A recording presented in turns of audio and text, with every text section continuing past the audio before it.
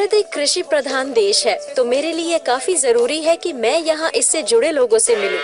आज मैं पूर्व भारत के बिहार राज्य में हूँ और आज मैं यहाँ राजेश रंजन से मिलने वाली हूँ। ये एक राजनेता है, सांस्कृतिक संरक्षक और एक फूडी भी। वो मुझे ये जगह दिखाएंगे और साथ ही पारंपरिक खाना और कुछ भुलाई हुई डिशेस भी सिखाने वाले हैं।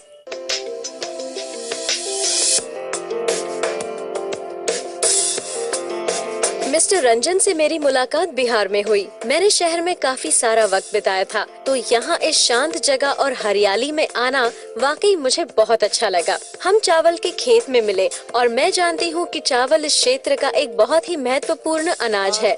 मिस्टर रंजन ने मुझे एक पारंपरिक गाना गा के भी सुनाया। वो यहाँ की संस्कृति को महफूज रखने में दिलचस्पी लेते हैं।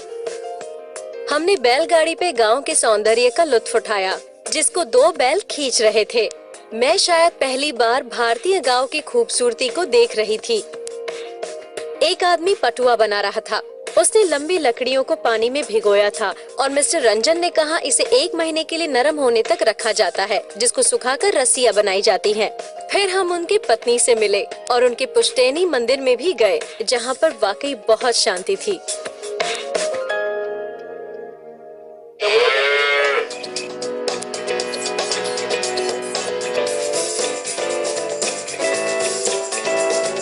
गांव के हर घर में पालतू जानवर होते हैं, खास करके गाय, और इस क्षेत्र में आज भी गाय का दूध हाथों से निकाला जाता है, ना कि मशीन से। तो सर, शायद मुझे ये तरीका सिखाने वाले हैं। मैं थोड़ी सी नर्वस हूँ। दूध का तो महत्व जीवन में सबसे महत्वपूर्ण है। दूध से दुनिया की सारी चीजें, बहुत सारी चीजें बनती है, जो दूध स्वास्थ्य के लिए सबसे महत्वपूर्ण है। और इसको अभी मैं धोता हूँ, ये कम से कम 10 लीटर से ऊपर दूध देती है ये गाय। आपको मैं बताता हूँ कि दूध स्वास्थ्य के लिए फायदेमंद है।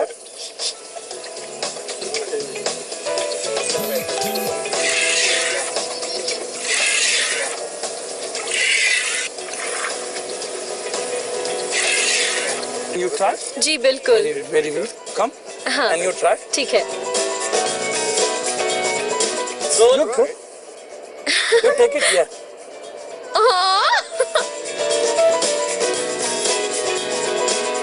दूध नहीं आ रहा है। No problem. You take it. You try.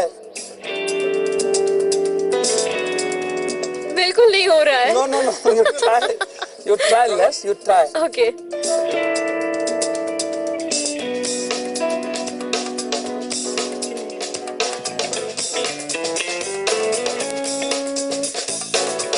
ये जितना आसान दिखता है उतना है नहीं। Less you go to London and daily you drink in 1 glass because they're very healthy. You drink it in glass. Take it. थोड़ा गर्म है। Very warm. Very nice. Very nice. मुझे दूध पीना बहुत पसंद है, लेकिन मैंने कभी इस तरह से गाय का दूध निकाल के नहीं पिया।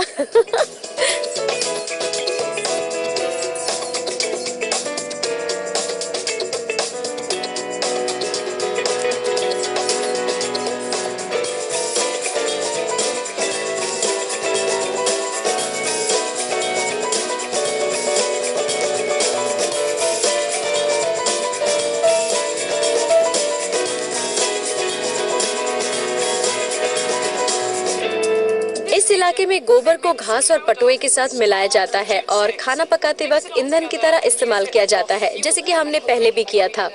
तो आज मैं इसे बनाने की कोशिश करूंगी। क्या मैं शुरू करूं?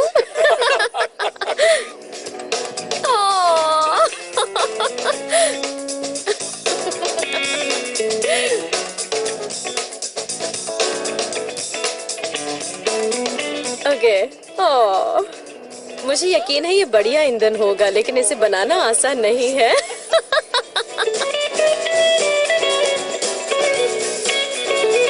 मैंने कभी गोबर नहीं मसला था।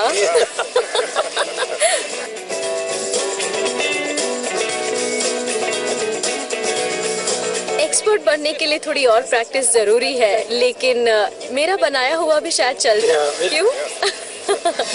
मिस्टर रंजन संस्कृति के संरक्षक हैं और खाने के भी, और कई परंपराओं को जिंदा रखना चाहते हैं, जैसे कि हाथों से गाय का दूध निकालना। मुझे पता है कि कई इलाकों में अब ये मशीनों से किया जाता है, पर मुझे ये बहुत जरूरी लगा कि मैं इसे खुद अपने हाथों से करूं। ग्वालों को दूध निकालता देख शायद आसान लगे और मुझे लगा गाय का दूध निकालना मेरे लिए बहुत ही आसान होगा, लेकिन जब मैंने शुरू किया तो दूध नहीं निकला और सब हंसने लगे। और उनके सही तरीके से सिखाने पर मैं 1 गिलास दूध निकाल पाई, जो थोड़ा सा गर्म था। मुझे दूध पीना बहुत पसंद है, लेकिन गाय का दूध खुद निकाल कर पीना एक अच्छा अनुभव रहा। दूसरी बात जो मैंने सीखी वो था गोबर से ईंधन बनाना। पहले हम गोबर को मलते हैं, फिर उसमें घास डालते हैं और पटुआ मिलाकर उसे सुखाते हैं। पहले मुझे थोड़ा अजीब लगा, लेकिन बाद में मुझे बहुत मजा आया। ये बहुत ही अलग अनुभव था। अपने दिन की शुरुआत पारंपरिक बिहारी ब्रेकफास्ट से करेंगे, जो आजकल इस इलाके में इतना नहीं खाया जाता है। हमारे पास यहाँ चूरा है जो चावल से बनाया जाता है, थोड़ा दही है, थोड़ा गुड़ भी है जो गन्ने के रस से बनाया जाता है। आपको मुझे इसे खाने का तरीका बताना पड़ेगा। यहाँ ये आसानी से मिलने वाला सामान्य लोगों का नाश्ता है, खास करके बिहार का और मिथिला का भी। और अगर आप ये नाश्ता करते हैं तो पाचन के लिए बहुत भारी होता है। ये जो दही आप देख रहे हैं ये प्योर दूध से बना हुआ है और ये चूड़ा चावल से बनता है। चूड़ा दही पाचन के लिए भारी होता है। गांव के लोग इसे सुबह खाना पसंद करते हैं ताकि पूरा दिन वो खेत में काम कर सकते हैं और सीधा बाद में शाम को खाना खा सकते हैं। मतलब इसे खाने के बाद ज्यादा भूख नहीं लगती है। हाँ, और आप रह सकते हैं। अगर आपको 6-7 घंटों तक कुछ नहीं खाना है तो आप दही चूड़ा खा सकते हैं, फिर आपको भूख नहीं लगेगी, बिल्कुल भी नहीं। चलिए हम लोग नाश्ता करते हैं। पहले चूड़ा और फिर ये थोड़ा सा दही मिलाना है। ये कर्ड है, काफी आपको मिक्स करना पड़ेगा साथ में। ये हाँ ठीक है, दोनों हाथ से? नहीं आप एक हाथ से मिला सकती है। 1 हैंड। ये गुड़ है, काफी जो मैंने बताया आपको कि गन्ने से ये गुड़ बनते हैं। काफी गांव में पहले ये गुड़ ही ज्यादा इम्पोर्टेंट है। पोटैटो ये इसको आलू दम कहा जाता है। ये आलू से बनता है। ये चूंकि ये उनके साथ दही और मीठा के साथ ये काफी नमकीन है और आमतौर पर इसे चूड़ा और दही के साथ परोसा जाता है इसका जायका बढ़ाने के लिए। और ये मिर्च है, नमक ये है। मुझे खानी पड़ेगी। हाँ, ये सुपाच्य से मिर्च आपके सेहत के लिए बहुत फायदेमंद है और दिन में आपको एक सुपाच्य तो के खाना लिए भी चाहिए। काफी है। सुपाच्य करता है इसको। तो यहाँ मीठा और नमकीन दोनों है। हाँ बिल्कुल, आपको इसे थोड़े नमक के साथ और दही के साथ मिलाकर खाना होता है, इस तरह। ओके, मिक्स कर ट्राई कीजिए। स्टोरी इन इंडिया मिक्स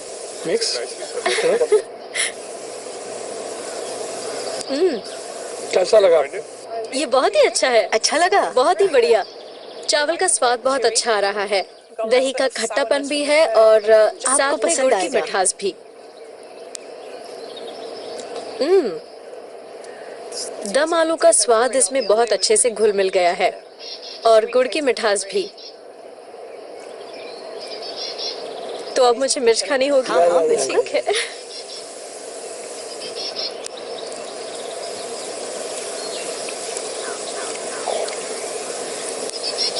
ये बहुत तीखी है। काफी जलन हो रही है। हाँ बिल्कुल, बेहद सही तीखा कहा है। आपने। ओह, ये मेरे लिए बहुत तीखा है। वाकई बहुत तीखा। हाँ तीखा है। पहले जमाने में ये नाश्ता बिहार के हर घर में पाया जाता था, मगर अब ये भुलाया जा रहा है। नाश्ता खत्म होते ही हम इस जगह की 2 और डिशेस बनाने वाले हैं जो यहाँ की पारंपरिक डिशेस हैं। मैं मिस्टर रंजन से खूबसूरत बिहार में मिली। मैंने शहर में काफी सारा वक्त बिताया था, तो यहाँ इस शांत जगह और हरियाली में आना वाकई मुझे बहुत अच्छा लगा। हमने साथ मिलकर नाश्ता किया और हमने दही चूरा खाया जो दही और गुड़ के साथ खाया जाता है। वो वाकई बहुत लजीज था। मुझे बहुत अच्छा लगा और मेरा पेट भर चुका था।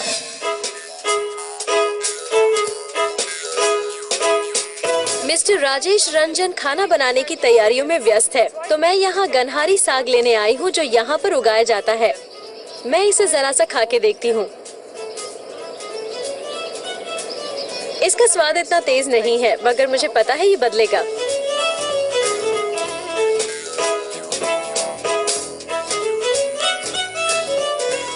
हम यहाँ इस खूबसूरत गांव में बिहार के एक पारंपरिक डिश बनाने वाले हैं जिसका नाम है गनहारी साग। इसके लिए चाहिए सरसों का तेल, गनहारी साग के पत्ते। इसे हम पारंपरिक चूल्हे पर पकाएंगे और ईंधन के लिए गोबर।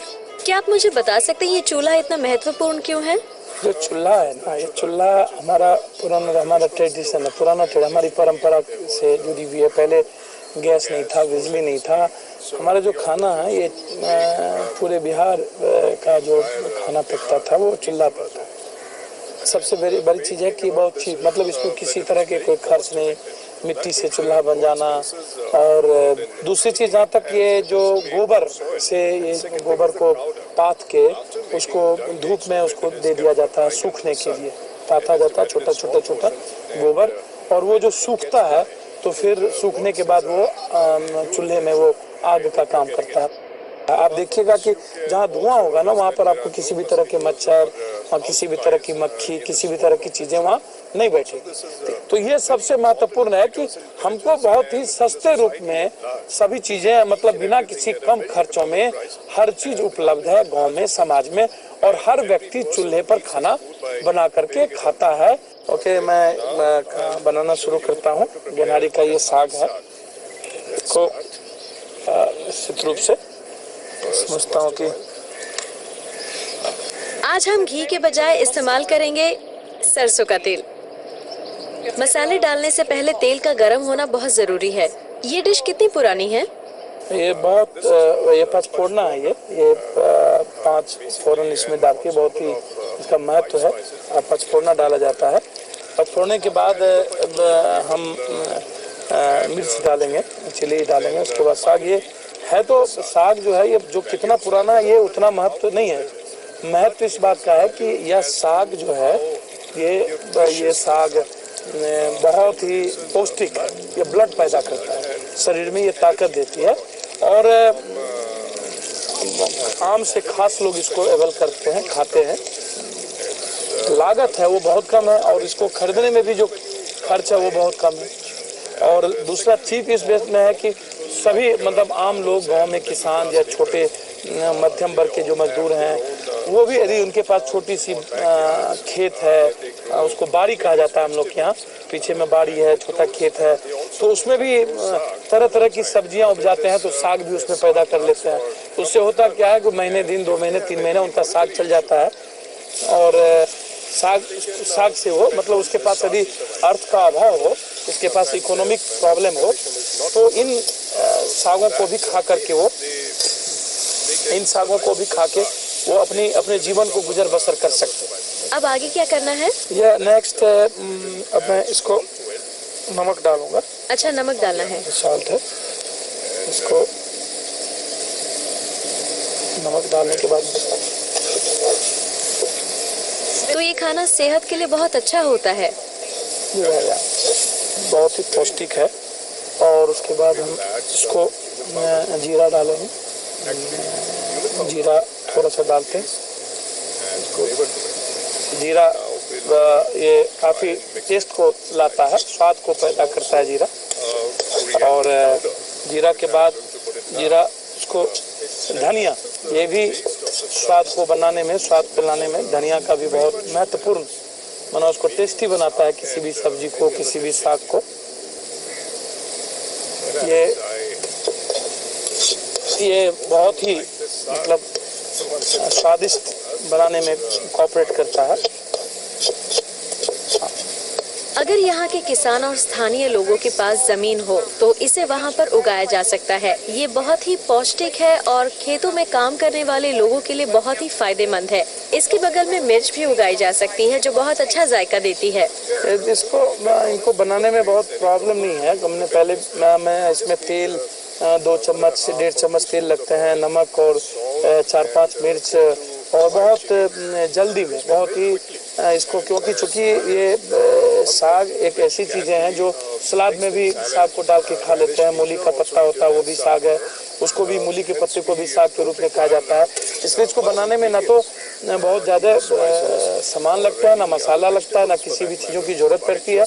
नमक तेल मिर्च डाल करके और थोड़ी सी टेस्ट के लिए स्वाद के लिए धनिया या जीरा आप डालें और उसके बाद ये 10-15 मिनट में बन करके साग तैयार हो जाता है। गनहारी साग अब तैयार हो चुका है और हम इसे खाने वाले हैं केले के पत्ते पर, जिसमें खाने का मजा ही कुछ अलग होता है। ये अब ये बन के काफी तैयार है और आप इसको खा सकते हैं, बहुत स्वादिष्ट है। ये बहुत ही अच्छा है सच में। पहली डिश जो मुझे मिस्टर रंजन ने सिखाई उसका नाम था गनहारी साग। हमने उसे एक चावल के खेत के बगल में पेड़ के नीचे बिना हमारे जूतों के बनाया। हमने पारंपरिक चूल्हे पर पकाया जिसमें गोबर का इस्तेमाल होता है, जो कि यहाँ का एक पारंपरिक तरीका है खाना बनाने का। मैंने खुद ही गनहारी साग खरीदा और वो बहुत ही स्वादिष्ट और पौष्टिक था।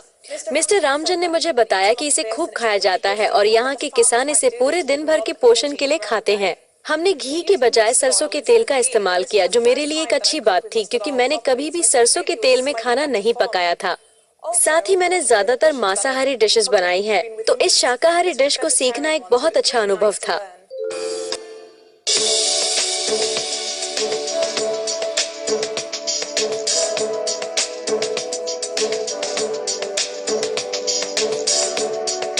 अब हम थोड़ा रोल रिवर्सल करने वाले हैं और मिस्टर रंजन मुझे कद्दू और अलसी की सब्जी बनाना सिखाने वाले हैं। हम पारंपरिक चूल्हे का इस्तेमाल करेंगे। अब तक मैंने काफी ज्यादा तेल का इस्तेमाल किया है, लेकिन पूर्व भारत में खाना पकाते वक्त ज्यादा तेल नहीं डाला जाता है। क्या मैंने सही कहा? तेल गर्म हो जाता है, उसके बाद हम तेज पत्ता डालते हैं। अब आप डालें। Okay, put the chilli, red chilli 4-5 piece. 4 से 5। Okay okay okay. तेल बहुत गर्म है। Only put the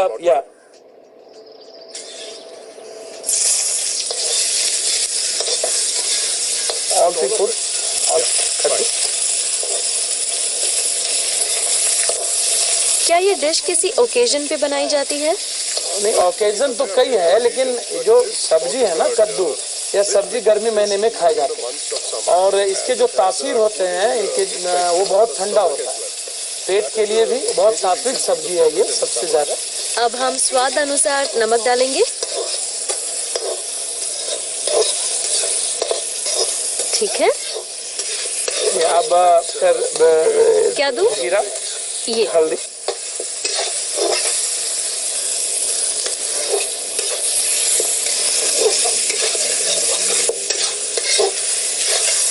ना तो जीरा,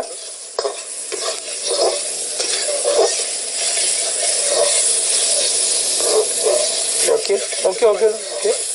आप धनिया धनिया, ओके ओके ओके।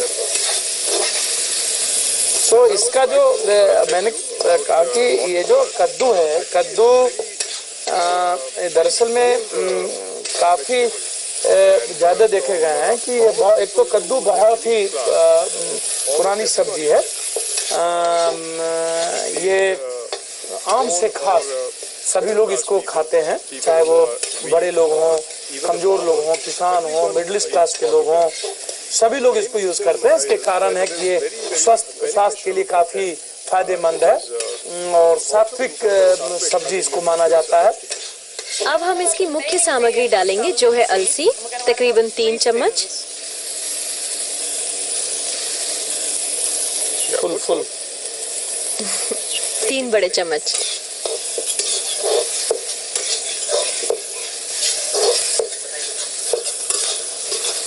क्या ये डिश होटल्स या रेस्टोरेंट्स में मिलती है?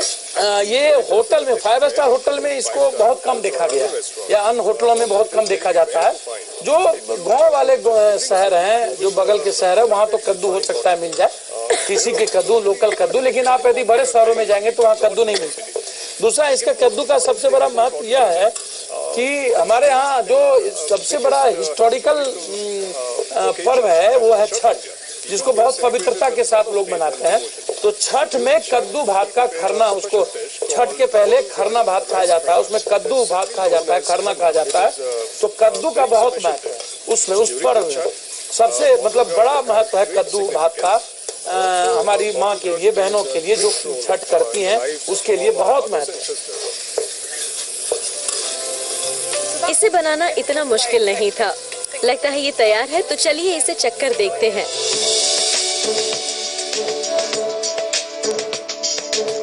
तो अब मैं इसे खाने के लिए तैयार हूँ।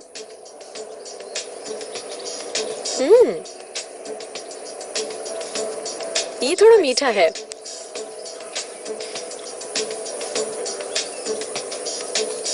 स्वाद में अच्छा है। अलसी की वजह से ये क्रंची बन गया है।